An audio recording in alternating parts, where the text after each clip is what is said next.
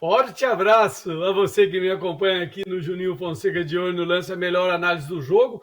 Nós vivendo um momento daqui a pouco especial nesse melhor análise do jogo, eu já disse no vídeo, tem mudança, tem estratégia nova para você acompanhar. Hoje, o Passando a Limpo deste dia 28 de setembro de 2022, vamos tratar objetivamente desses dois amistosos que a seleção fez na França. O primeiro amistoso, a vitória 3-0 contra a Gana, um primeiro tempo muito bom, eu acompanhei esse jogo, trabalhando nesse jogo, e o jogo de ontem, que a seleção venceu 5-1 Tunísia, e nós vamos tratar muito desses detalhes, evidentemente não vamos abordar a perspectiva de convocação dos jogadores, esta convocação que irá ocorrer ainda, deixa eu ver aqui, eu preparei uma data, tá aqui para eu não errar, olha lá, ó, quando é que a seleção ela viaja? Dia 29, dia 19, ó, dia 21 de outubro, lista de 55 jogadores do Tite para a FIFA. No dia 7 de novembro, o anúncio da convocação oficial. Então, hoje ao meu lado e comandando os comentários desta edição do Passando a Limpo, Thiago Cotrim. Grande abraço, Thiago, tudo beleza? E as provas, meu amigo, já começaram ou não? Opa, Juninho, forte abraço para você, mais uma vez obrigado pelo convite. Tá falando um pouco mais da seleção, né? A gente já falou um pouco sobre o amistoso de Gana. Claro que a gente vai citar, mas o foco é mais na Tunísia e no que está por vir. Mas mais uma vez, muito bom estar participando aqui, falando um pouco da seleção, cada vez mais perto da Copa, e a ansiedade começa a ficar cada vez maior também, Juninho. Eu fico imaginando, se nós que somos meros torcedores estamos ansiosos, eu fico pensando o que é que esses jogadores que estiveram convocados e atuaram nesse amistoso, Thiago, porque é o seguinte, às vezes é uma única oportunidade para você confirmar a vaga, né? Então, daqui a pouco eu começo a perguntar para você de tudo que aconteceu. Pessoal, é exatamente isso que a gente está propondo para esse Passando a Limpo, uma ideia geral desses dois amistosos. Nós temos as artes indicando os jogadores da seleção convocados. Nós vamos começar falando dos dois jogos. O Thiago vai trazer boas informações do jogo de ontem. Eu estava num compromisso político, eu também tenho um compromisso político. E o Thiago acompanhou. Assim, Thiago, o que você me diz? O primeiro jogo nós trabalhamos junto, 3-0. E ontem? Alguma novidade especial, alguma coisa? Vai falando, daqui a pouco o Vinícius traz as artes. Vinícius Falquete é o nosso produtor, editor. O que você me diz de ontem? Destaque bom, destaque ruim? Me fala. Eu acho que a seleção, mais uma vez o jogo se resume no primeiro tempo. No segundo tempo a seleção começa a administrar mais o jogo por conta de tudo que a gente já falou, né? Risco de lesão, já esse final de semana já voltam os campeonatos europeus, os jogadores do Brasil já jogam, já tem jogos hoje, né? Se vão jogar ou não, não sei. Então também tem risco de lesão, tudo essa coisa, Champions League em breve. Mas primeiro tempo muito bom de novo, o Brasil não demora para abrir o placar. O Brasil consegue ter o volume de jogo e tudo mais. A Tunísia deu a entender no começo do jogo que podia complicar o Brasil, porque começou organizado, começou valente no jogo, tendo a posse, indo para cima, e o estádio estava tomado por tunisianos, né, que tem muitos lá na França, sinalizador, estava um clima bem hostil, inclusive teve mais uma vez a infelicidade do episódio no segundo gol do Brasil, o gol do Richarlison, foram jogadores comemorar, teve uma banana arremessada no campo, não sei se foi especificamente para algum jogador, se for para o geral, quem estava mais próximo era o Richarlison, e aí até trouxeram a informação, né, na transmissão que os tunisianos, argelinos, a população africana que mora na França sofre muito esse tipo de preconceito no dia a dia, e aí vai lá e aí acaba acontecendo esse episódio, meio que uma hipocrisia, né, dentro do que essas pessoas passam, e aí elas vão lá e fazem a mesma coisa, por exemplo, né? Foi citado isso no jogo, é um detalhe interessante, né? Porque realmente a maior população na França, obviamente, são de franceses, mas tem tunisianos, argelinos, tem pessoal ali africano que tem fala a língua francesa especificamente, né? Principalmente, então só essa informação, mais uma vez esse episódio triste, né? Que não sei até quando que isso vai acontecer, mas já não era mais para estar acontecendo faz muito tempo, né? Então, na verdade, não nem pode ter acontecido, né? Mas em vez de evoluir, parece que está regredindo, enfim. Agora, falando mais do jogo, primeiro tempo excelente mais uma vez. O Brasil sofreu gol. O Brasil é um time muito difícil de sofrer gol, até em bola parada. O gol foi numa falta, aí até meio difícil de entender, porque tinha Marquinhos, Thiago Silva, Danilo, Casemiro, Richard, jogadores altos, mesmo assim sofreu o gol, mas logo depois fez o gol de desempate do Richarlison, mostrou um poder de reação rápido, né, não sentiu o gol, e também destaques individuais, o Danilo, que com a bola jogou praticamente de volante, formava uma linha de 3 na defesa e ele subia a fazer o meio campo com o Casemiro. O Rafinha, claro, que fez 2 belos gols, e o Pedro, que entra para se garantir na Copa do Mundo, são os destaques individuais, na minha opinião, Juninho. E também um outro detalhe, as reações do Tite nos gols, comemorando muito, ele virava e conversava com o banco já imediatamente, como se no primeiro gol, por exemplo, do Rafinha de cabeça, como se ele tivesse falado assim, ó, a gente treinou isso e conseguimos executar, colocar em prática, ele abraçando os jogadores após os gols, então é uma seleção que dá para ver que está muito unido, muito fechada, é a sensação que passa de que eles meio que estão formando uma família mesmo lá dentro, né, porque a gente sabe que a parte extra-campo é muito importante para você conviver um mês com as mesmas pessoas, né, todo mundo com o mesmo objetivo, então esses são os meus destaques do jogo de ontem, Júnior.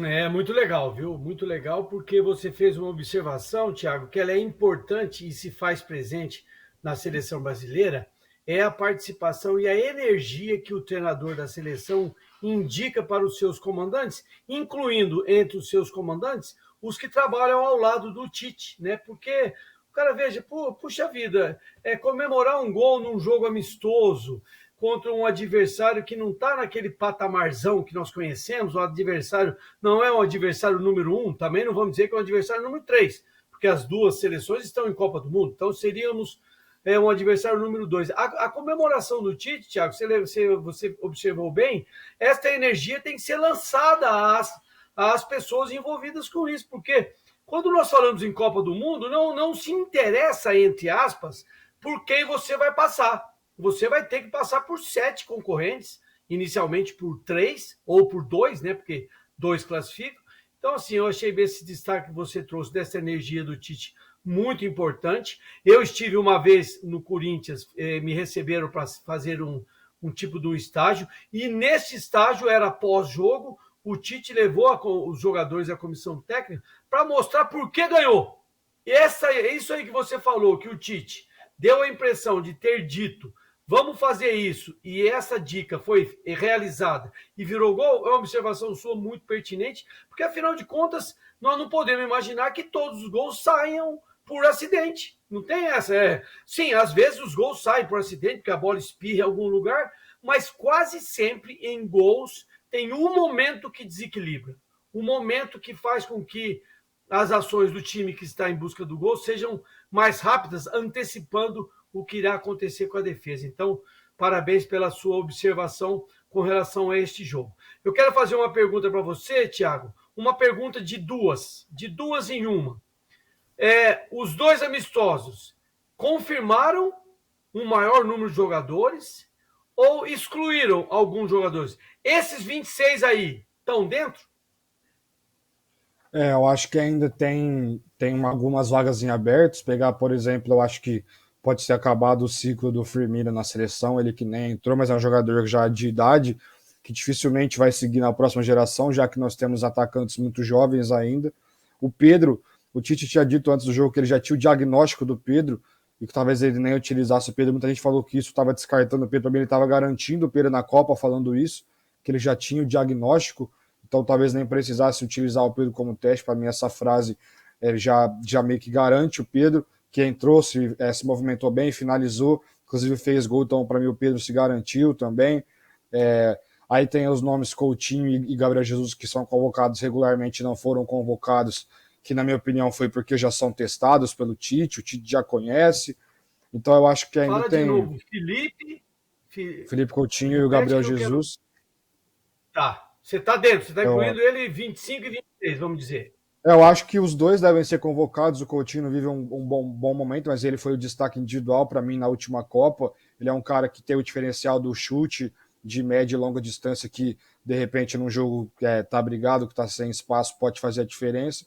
E o Gabriel Jesus não faz sentido ele levar o Firmino, que começou muito bem a temporada também no Liverpool, mas o Gabriel Jesus também, e levar o Firmino, que não vinha sendo convocado já nas últimas. O Gabriel Jesus é melhor fisicamente e tudo mais, então eu acho que são 2 nomes que tem tudo para estar na lista, Na minha visão, que a gente até conversou disso, eu acho que o Tite não levou porque já estava meio que testado e tinha outros nomes para testar. E a defesa muito em aberto, porque o Ibanez não dá para dizer que foi testado. O Bremer entra numa situação também muito favorável para a seleção no jogo, né? E eu penso a mesma coisa de Gabriel Jesus e Coutinho do Gabriel Magalhães. Eu já vi gente falando que ele não rendeu muito bem na seleção, mas um cara que é reserva de Marquinhos e Thiago Silva, raramente joga, entra com a seleção geralmente já ganhando, não tem muito como ter como parâmetro. Eu prefiro analisar o que o cara faz no time dele. Enfim, ainda tem algumas vagas em aberto, sim. E em breve a gente vai saber esses nomes de quem vai estar buscando esse Hexa pra gente, Juninho. Ô, Thiago, me diz uma coisa, você entende que a seleção não precisa de um reserva direto para lateral direito? Porque aí abriria uma outra vaga, abriria a 10ª vaga para atacantes. Como que você lidaria com essas tendências? A tendência de ter somente o Danilo, utilizando o Militão como segundo, que o Militão é o primeiro reserva do zagueiro, não pode esquecer isso, hein? Então eu estou te fazendo uma pergunta que você tem que pensar, porque se alguém machuca, o Militão vai para o meio, quem que entra no lugar do Danilo? Então me fale sobre isso, dessa possibilidade do Brasil ter um 10º atacante, ou aquilo que você sempre defendeu, 2 lateral direito, 2 zagueiro. Me fale sobre isso. O Militão não é um cara que começou a jogar na lateral agora, né? No São Paulo, inclusive, para mim, o melhor momento dele no São Paulo foi como lateral direito, né? Antes dele ir para o Porto. Eu acho que levando o Militão, só o Militão, né? Só entre aspas, eu falo só o Danilo, quer dizer, né? Como lateral. O Militão, se ele entrar na zaga e tiver algum problema com o Danilo, ele vai para lateral e o Tite coloca outro zagueiro no lugar dele. Mas aí é meio como se tivesse, entre aspas, queimando uma substituição, talvez, não sei, né? Mas eu acho que analisando os laterais, eu tenho 4 nomes em mente, né? O Gilberto, que eu acho muito improvável, porque ele não foi testado. Acho que ele pode ser um nome forte para a próxima geração, sim. Assim como o Caio Henrique, que eu sempre destaco na lateral esquerda. O Daniel Alves, que eu acho que seria muito mais uma premiação para o atleta, que está prestes a se aposentar, que fez história na seleção, do que pelo que ele vem jogando. Inclusive, ele não vem nem atuando exatamente de lateral direito, né, lá no México. O Emerson, que é muito ofensivo, então ele tem esse contraste com o Danilo. Às vezes o Brasil está precisando atacar mais, está atacando um pouco pelo lado, ele pode ter a peça do Emerson. E a peça do Emerson lá jogando pelo lateral direito mais ofensivo, né, do que o Danilo, meio que como um ala, ele faria essa função. E o Fagner, porque o Fagner é um cara que atua bem dos dois lados, né, na defesa e no ataque, nos dois setores do campo. A minha ordem seria levar o Militão. Eu abro mão dessa minha ideia de levar um reserva imediato, porque o Militão faz bem essa função também. Aí Militão, Emerson e Fagner, o Daniel Alves seria o último nessa lista, mas eu acho que ele vai acabar levando o Militão mesmo na lateral, e aí convocando mais 2 zagueiros, e aí teria 3 zagueiros em tese reserva, né? Mas o Militão seria o imediato, tanto na zaga quanto na lateral direita, Juninho. É por isso que eu vou te fazer outra pergunta. Se você tiver problema no zagueiro e o Militão estiver na lateral, quem que é o zagueiro que jogaria? Então, na minha opinião, seria o Gabriel, até porque ele é canhoto, né? Então, ele tem esse negócio do Brasil, é um time que não costuma dar chutão, que gosta de sair jogando, até porque o Alisson está habituado a fazer isso já no Liverpool, né? O Klopp tem essa ideia. Então, eu acho que talvez o meu primeiro nome seria o Gabriel Magalhães, e aí tanto o Thiago Silva quanto o Marquinhos, caso algum deles tenha que sair, ambos são desses, né? Então, caso o que jogue na esquerda continue em campo, ele vai para a direita e coloca o Gabriel. Seria a minha principal ideia, né? A princípio, assim, pelo menos, fazer essa substituição, Júnior. Porque não fica na mão, né? O tal do cartão amarelo, 2 cartões amarelos, tirar um jogador de Copa do Mundo no terceiro jogo é uma coisa super complicada e quem joga na defesa convive com isso, sabe? Por isso que é a minha preocupação. Eu não andaria na sua linha, eu adotaria a sua linha anterior, que é ter 2 laterais, 2 zagueiros, tudo 2 ali na zaga e ficar com 9 atacantes. De toda forma, a sua ideia é interessante. O Magalhães, ele é olímpico? Oi? O Magalhães esteve na seleção olímpica, aquela que venceu a última Olimpíada? A dupla titular era Nino e Diego Carlos, né? Eu não vou lembrar exato se o Magalhães estava na seleção, mas ele chegou a fazer alguns jogos sim, porque ele é um zagueiro jovem ainda, e quando você tem um zagueiro com um zagueiro canhoto, que não é tão comum, não são todos os times que jogam com zagueiro destro e canhoto, mas certamente se tem zagueiros canhotos no elenco, seja em seleção, o time é sempre interessante, porque ainda mais para quem gosta de sair jogando sem chutão, né? Você tem um zagueiro que joga do lado direito com o pé destro e um com o pé canhoto do lado esquerdo para ter essa saída positiva, saída de bola dos dois lados, Júnior. Mas eu não vou cair na sua conversa, não. Eu vou ficar com 2 lateral, 2 zagueiros. Deixa esse negócio de improvisação para outro lugar. Não estou falando de Copa do Mundo, rapaz. Copa do Mundo em 16, 19, 20 dias acaba essa tal de Copa do Mundo muito rápido. Ô, Juninho, então isso aí fica... Pois não?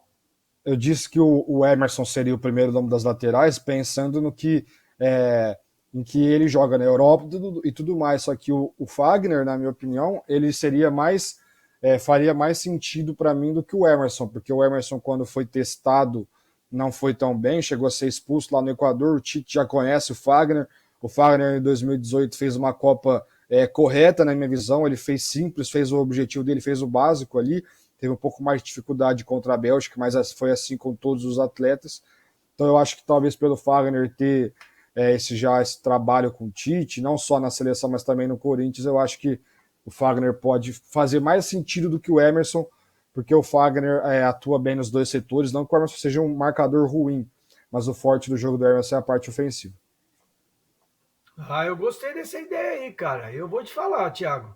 Eu não levaria um terceiro zagueiro. Eu não estou falando do Militão. Eu estou falando do zagueiro número 4. Sem ter jogado partidas importantes para a seleção brasileira, por isso que eu te perguntei dos Olímpicos. Porque, Thiago, você tá sabendo que um dia o Brasil perdeu para a Alemanha? Você está sabendo que os 2 zagueiros que jogaram contra a Alemanha, um nasceu médio volante, chamado Davi Luiz, e depois virou zagueiro, e o outro chamado Dante, que não tinha jogado 3 partidas na seleção brasileira, os caras botaram o cara em Copa do Mundo. Então não dá para brincar com isso. Então eu mantenho a primeira dica que você deu, eu levaria um reserva para o Danilo e manteria o Militão lá no meio. Manteria o Militão lá para ter certeza do problema de Thiago Silva e Marquinhos com cartão amarelo, e até o Casimiro, porque você imagina se o Casimiro não joga e um dos 2 zagueiros titulares não jogarem, você vai colocar 2 caras que não estão habituados a jogar com a seleção brasileira, amigo. Cai fora disso. Isso aí só aconteceu com um cara, Thiago, Djalma Santos. Só jogou a final da Copa de 58. O único jogo que ele jogou era do Palmeiras, lateral direito. Ele faz parte dos 11 melhores jogadores do mundo, porque jogou uma partida só, a última na final, o Brasil ganhou de 5-2. Então era isso. Thiago, então vamos subir um pouquinho para a gente acelerar o nosso processo. Esses meio-campistas aí, eu me lembro, é Casimiro, é Fred, é Fabinho. Esses 3, olha ali, olha lá, Olha, acertei todos os nomes, estou ficando bom nesse tal de Europa, viu, Thiago? Fica ligado, hein? Esses caras aí, fecha o barraco, não precisa de mais ninguém, vamos que vamos? Os 3 volantes, considerados primeiros volantes, para mim estão garantidos. Né, o Fred costuma entrar mais que o Fabinho, porque o Fred é mais um motorzinho, né? E o Fred costuma jogar junto com o Casemiro. No lugar do Casemiro, a prioridade é sempre o Fabinho, que a gente está muito bem servido. É um cara que a evolução dele no Liverpool é gigantesca também. O Fabinho, eu não sei agora dizer se ele começou de lateral direito e foi para volante, ou se ele começou como volante também, atuava como lateral direito, às vezes no Mônaco, antes de ir para o Liverpool. Mas é um baita de um jogador, com muita qualidade na marcação também, qualidade na jogada aérea. É um cara que tem a perna muito grande, então ele é um cara que, mesmo quando ele não tem o melhor time do bote, que é coisa rara, ele consegue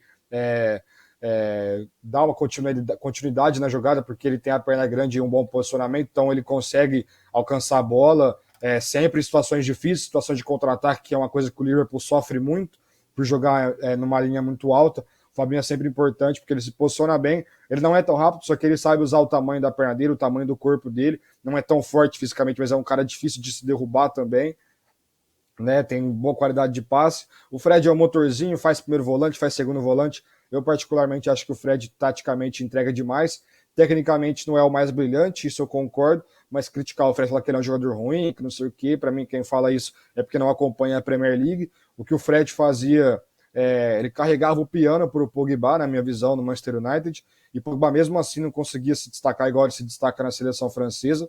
Então eu acho que o Fred é importante ter sim. E sobre os outros meias, o Paquetá, a gente não precisa nem falar, é garantido como titular, inclusive. Bruno Guimarães teve lesão, sentiu a coxa, nem entrou contra a Gana e foi embora antes desse jogo contra a Tunísia. Né? Pelo que vem jogando, é um nome muito forte também. Na minha opinião, ele tem que ser levado, mesmo que ele não não jogou, ele já foi testado, ele já tem gol pela seleção, boas participações, e é um cara que está jogando no mais alto nível, jogando na Premier League. E o Everton Ribeiro, para mim, é a vaga do Everton Ribeiro e vai acabar ficando para o Felipe Coutinho, porque entre os dois, mesmo o Everton Ribeiro estando um pouco melhor fisicamente, e estando numa fase melhor agora com o Dorival, eu acho que não tem muito como você comparar o Everton Ribeiro com o Felipe Coutinho, eu acabaria levando o Coutinho, Juninho.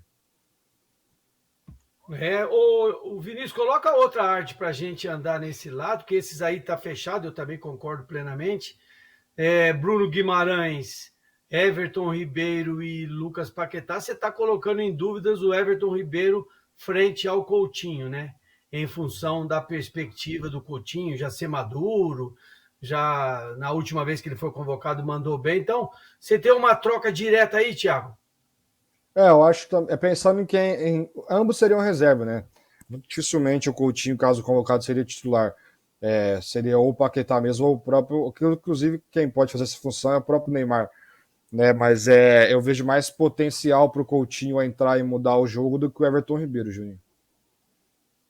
Eu também concordo com você, viu? Esse Coutinho, ele é um cara bom, moleque pra caramba, ele jogava no Vasco de ponta direita, pra você ter ideia. Tinha um cabelão enorme, não sei se você lembra disso. Esse Coutinho bate falta, bate escanteio, bate lateral, bate de meta. Ele parece ser meio genioso, esse garoto deve ter alguma coisa errada com ele, porque ele muda muito de time. Mas com certeza, da última vez que ele esteve na seleção, ele praticamente garantiu. Vamos andar para esses atacantes? Nós temos um número grande de atacantes. Lembrando que é importante lembrar para os amigos que nos acompanham aqui no Passando a Limpo, que o mundo esportivo fala em defensores, não é? Nesses defensores estão incluídos os goleiros, os laterais, os zagueiros a hora da direita, a hora da esquerda, laterais direito e lateral esquerdo. As meias, os meias são os meias que apresentamos agora, meias um pouco mais defensivos, que é o caso do Casimiro, do Fabinho, do próprio Fred, e os meias armadores. E a outra linha de descrição técnica de como é o futebol é apresentado são os atacantes, onde hoje nós temos os atacantes que andam mais pelos externos, os abertos, jogam abertos, na maioria das vezes o pé direito joga do lado esquerdo, o pé esquerdo joga do lado direito. Nós temos um atacante que às vezes é meia, é o caso que joga o Neymar, que joga próximo aos atacantes, às vezes como atacante ou não. O Lucas Paquetá também faz isso. E nós temos um atacante quase sempre especialista, um cara que fica o tempo todo de costa lá enfiado, que é o exemplo do Pedro. Ô, Thiago, essa tela aí é perfeita para mim, cara. Eu tenho 2x. Você sabe que o zero é concordância, né, no mundo esportivo. Quando você fala zero, é que tá certo. Quando você faz x, é porque tá errado. Eu tenho 2x nessa tela aí, amigão. Você pode me dizer se você tem ou não? O Antony é muito garantido na Copa também. Eu acho que ontem o Rafinha se garantiu como titular. Eu acho até que tinha uma pequena dúvida depois do jogo contra a Gana, mas ontem o Rafinha se garantiu como titular para mim. Mas o Antony dispensa comentários também. O Rodrigo, todo mundo sabe que o Rodrigo é um baita jogador. Eu sei que o seu argumento de que o Rodrigo não devia ser levado é porque ele é reserva no Real Madrid. É um argumento que faz sentido, um argumento forte. Só que eu penso que, pegando pontas, por exemplo, desde que o Tite assumiu, para mim o único que deixou de ser convocado merecidamente foi o Dudu, em 16, 18, por exemplo, jogando muita bola no Palmeiras. Mas mas o Rodrigo ele está acostumado a entrar no segundo tempo. Para mim esse é um contraponto. Claro, seu argumento faz todo sentido. Ele é reserva no Real Madrid, ele entra quase todo jogo, até porque o titular é o Valverde, que é um meio campo, que ou sai para o Rodrigo entrar ou ele vem para o meio de campo e tira o Modric ou o Toni Kroos. Mas o Rodrigo está acostumado a entrar em situações onde o Real Madrid precisa de um gol, ou precisa de outro cara de velocidade para um contra-ataque. Ele tem 1 contra 1 também, e ele é um cara que costuma jogar pelo lado direito, ou seja, joga com o pé, ele é destro, ele não joga com o pé invertido, é um cara mais de fundo, né? Se pegar o Antony, Rafinha, por exemplo, o Vinícius Júnior, todos jogam com o pé invertido e tem mais características de trazer para o meio para buscar aquele cruzamento para ter só um desvio, buscar um passe entre a linha de defesa, a finalização, enfim. O Rodrigo é mais um cara da direita que tem mais jogada de linha de fundo para um cruzamento por baixo, cruzamento por cima. Então eu levaria o Rodrigo também. Inclusive seriam esses dois os meus pontas direita. Quer dizer, perdão, eu levaria o Rodrigo, mas o Rodrigo poderia jogar tanto na ponta direita quanto na ponta esquerda, né? Porque ele tem o pé invertido, aí depende da situação do jogo.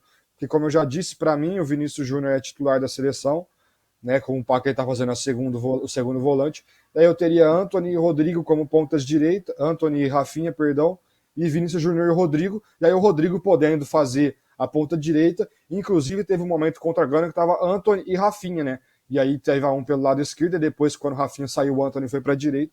Esses seriam meus pontas. O Matheus Cunha, eu acho que menos pela atuação contra a Gana, onde ele não entrou bem, ele perdeu a vaga dele pela atuação do Pedro, que não fez uma atuação brilhante, mas entrou, participou, finalizou e fez gol. Né, para mim, os três centroavantes estão claros também, Richarlison como titular, inclusive, coisa que eu já falava desde antes do jogo contra a Gana, porque eu acho que ele é o cara que mais combina com o perfil dos pontas e com o perfil do Neymar, que faz um papel de falso 9 de elemento surpresa, mas todo mundo sabe que ele não é um elemento surpresa, né, porque ele vai chegar para finalizar sempre, só que é o papel que ele faz. Então eu acho que Richarlison, Gabriel Jesus e Pedro devem ser os camisas novas da seleção. E nas pontas, Antony, Rafinha, Vini Júnior e Rodrigo, Juninho. E aí mais, nenhuma seleção, considerando pontas titulares, reservas, centroavantes titulares e reservas, tem o nível ofensivo que a seleção brasileira tem, Juninho.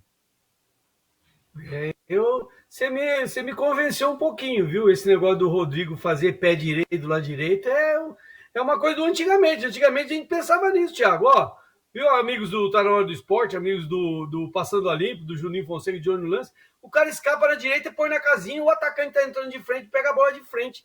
É diferente do que hoje os que jogam abertos, os externos, traz a bola por dentro para um passe, para uma finalização, uma coisa mais individual, e realmente ter um atacante que sabe driblar do lado do drible, né? Porque o primeiro drible que é ensinado, Thiago, ou a gente aprende, é o drible contra o pé de apoio. Então você dribla para um lado que você não chuta.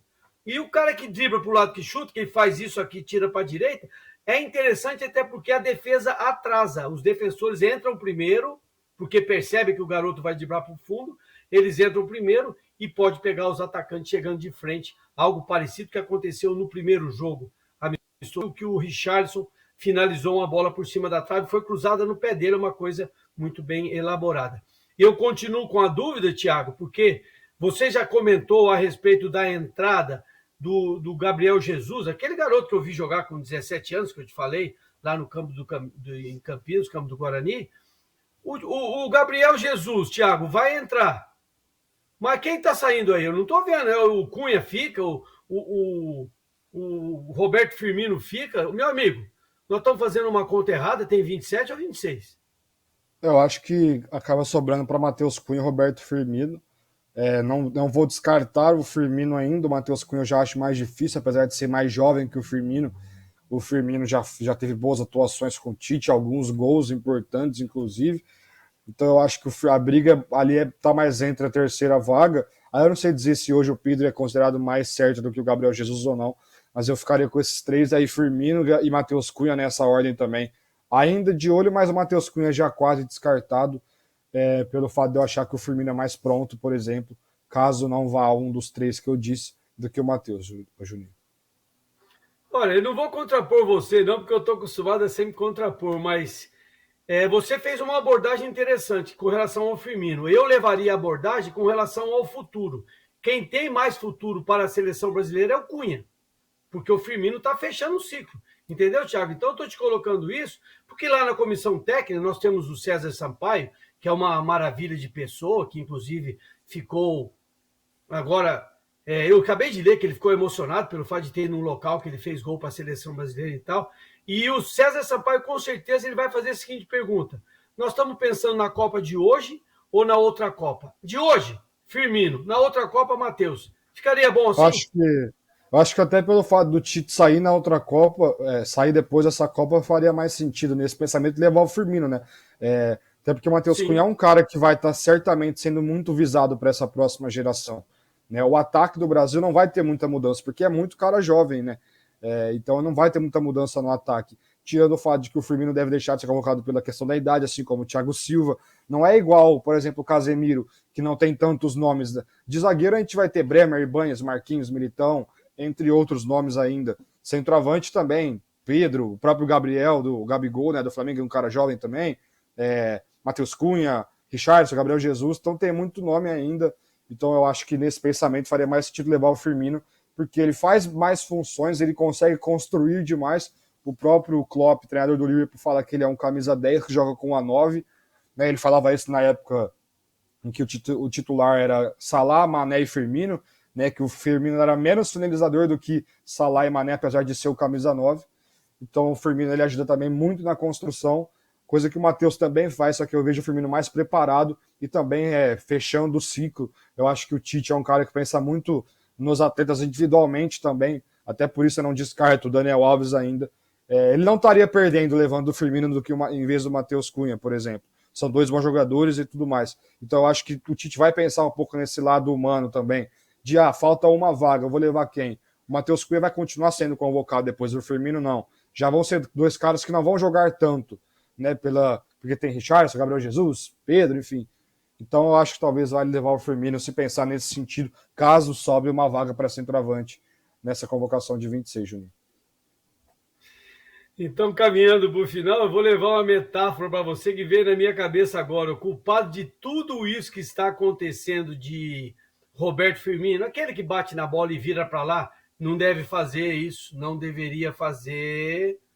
Gabriel Jesus, Matheus Cunha, tudo isso tem um nome chamado Pedro. Se esse mala não aparece agora no Flamengo, desse Flamengo moderno, novo, com o Dorival Júnior fazendo um trabalho bonitinho, se esse mala desse Pedro não aparece para fazer gol até de bicicleta e jogo decisivo, ia estar todo mundo ajustado. Então, realmente, esse Pedro deve ser um convocado número 26, não tenho dúvida nenhuma. E você colocou muito bem, o Tite tem que resolver o que é que ele quer, porque, na verdade, ele não precisa preparar ninguém para outra Copa, né, Thiago? Ele tem que preparar para essa Copa. Se ele tiver que ganhar, tem que ganhar essa Copa. A outra Copa fica aí com o Abel Ferreira, com o Jesus, o Dorival Júnior, com o Fernando Diniz, que será um desses, será um dos próximos treinadores da seleção brasileira. Então, Thiago, para a gente caminhar para o final, desses amistosos, nós fomos definindo muito, mas ainda temos aí umas duas dúvidas ali na lateral e tal, essa coisa. Vamos ter surpresa, enfim, dá uma geral para mim, para a gente caminhar para o final do nosso programa desta quarta-feira. Eu acho que no geral eu daria uma nota 9 somando os dois amistosos, porque na Copa do Mundo não vai ter isso de administrar o jogo, porque vai ser muito mais intenso, vai ser num nível muito maior, então a seleção não baixaria tanto assim o seu rendimento, a sua intensidade.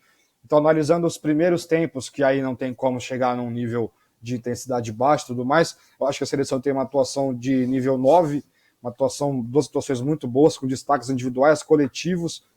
Eu diria que tem umas 5, 6 dúvidas na cabeça do Tite ainda, apesar de ser uma lista de 55 que ele tem que enviar para a FIFA. Eu acho que uns 20 dos 26 ele já tem na cabeça dele, que é muito difícil, que só uma lesão ou algum problema particular tiraria o atleta da Copa. Como eu disse para você no off, para mim é a Copa mais equilibrada das últimas, acho que talvez desde a de 2002, 2006, assim, 2010 eu não via tanto equilíbrio assim, eu via Espanha, Alemanha e Holanda muito mais fortes que as outras seleções. 2014 a gente se iludiu com o Brasil, mas não tinha como comparar com a seleção alemã, que era muito mais forte. A própria Espanha caiu na fase de grupos, era muito forte, a Holanda chegou na semi, a Argentina da final era uma seleção fraca perto do que é hoje, em peças individuais era uma seleção com nomes muito, entre aspas, estranhos perto dos que tem hoje. Então hoje a gente tem Brasil, Argentina, Espanha, Alemanha, Holanda, Bélgica, Portugal, aí tem, correndo um pouco mais por fora dessa aí, um Uruguai, por exemplo, que não dá para descartar porque é uma seleção forte. Tem uns 5, 6 candidatos fortes para o título. Tem França, Inglaterra, só para você ver, esqueci de falar, inclusive, da atual campeã. Então tem muito nome, é muito equilibrado. Eu vejo uns 4, 5 nomes com totais condições de ganhar. Seriam esses: Brasil, Argentina, França, Inglaterra.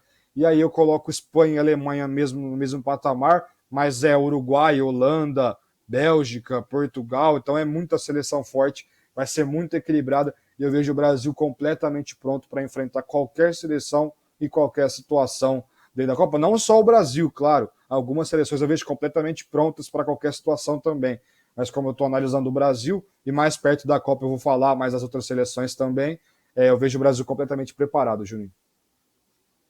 É, muito bom, viu, Thiago? Eu vou falar para você. Próximo trabalho do grupo, eu vou chamar você para me ajudar a tirar nota 10 lá na escola, porque você está dominando muito bem. Muito boa, gente, muito boa as explicações do Thiago. Ele mesmo disse, nós voltaremos aqui para falar especificamente um pouco antes da convocação. Vamos nos provocar um pouco. Thiago, vamos fazer a minha lista 26, você faz a sua, o Vinícius Falquete faz a dele, nós apresentamos as três e vamos ver quem vai acertar e tal. Sempre imaginando, como o Thiago mesmo disse, um Brasil favorito. Não adianta tirar, não adianta dar aquele migué. Ah, não, porque o Brasil. Não, não, não, não, não. É Brasil, Argentina, como ele falou, é França, é Bélgica, é Inglaterra, é Alemanha. Não tem como tirar esses caras, Espanha. Esses caras chegam. Nós temos 3 campeões sul-americanos e 5 campeões. 5 campeões europeus. Esses caras são candidatos. 4, né? Porque a Itália não tá. Esses caras são candidatos que o cara chega lá e fala assim, pô, mas peraí, você tá falando de quem? Da França tem 5 nego bom. Tá falando da Alemanha? Só o Miller já foi em 3 Copas do Mundo. O Neuer, ele é uma noia, porque ele já tá indo, sei lá pra onde os caras vão. Mbappé, os caras... Messi é a 4ª Copa do Mundo. Di Maria é... Pelo amor de Deus. Então, assim, gente, nós voltaremos, né? Quero agradecer ao Thiago o talento que ele trouxe mais uma vez. Oh, se você for tirar nota lá, você me dá um pedaço dessa nota aí, cara, porque 2 pontos para mim é muito legal, viu? Obrigado, Thiago. Um grande abraço. A gente volta, hein? Valeu, Juninho, valeu, Vinícius, aí mais uma vez ajudando demais com as artes, fica muito mais fácil falar vendo do que a gente está falando, né, do que só imaginando. A gente vai estar de volta em breve, essa semana ainda, talvez a gente ainda fale do Brasileirão, não sei muito como que está a agenda do Sr. Alcides, mas enfim, a gente volta em breve para falar mais de seleção, falar de brasileiro, tem finais de Sul-Americana, de Libertadores, tem muita coisa ainda para falar, Copa do Brasil, então essa reta final de ano futebolístico, dá para dizer assim, né? Porque acaba tudo antes por causa da Copa. E aí, eu acho que a gente tem que pensar pré-Copa e aí a partir da Copa vira outro assunto, aí é só Copa do Mundo, literalmente, porque tudo para. Então, muito bom estar participando mais uma vez e estar de volta em breve para falar um pouco mais de tudo isso, Juninho. Forte abraço. Forte abraço. Mas o favorito, fim de semana, nós temos uma final sul-americana, São Paulo, Del Valle, o jogo é na Argentina, no estádio chamado Mário Kempes, artilheiro da Copa de 78. O favorito é o 3-1 São Paulo, Juninho. Ó, com número e tudo, hein? Vou jogar lá na loteria. Muito obrigado, Thiago. Parabéns pelo seu trabalho. Também quero agradecer ao Vinícius Falquete mais uma vez que nos proporciona todas essas condições de avaliarmos e avalizarmos aquilo que estamos vendo. Estamos vivendo um momento bom, um ano diferente de Copa do Mundo, um ano que é pós-pandemia, um ano que é 26 inscritos, são 26, falar no português correto. É um ano que a Copa será jogada em estádios fechados, climatizados, numa data que nunca aconteceu, em novembro. Enfim, amigo, fique com a gente aqui, o nosso canal está passando por uma abordagem diferente, uma linhagem nova, tudo isso nascido com o apoio, a ajuda do Vinícius Falquete, eu, o Cipó, o próprio Thiago, o Nando, enfim. Muito obrigado a todos, tenham uma ótima... Hoje é quarta-feira, estive ontem em São Paulo, foi terça, hoje é quarta-feira, dia 28 de setembro, um grande abraço, nós estamos indo embora, depois a gente volta. Tchau.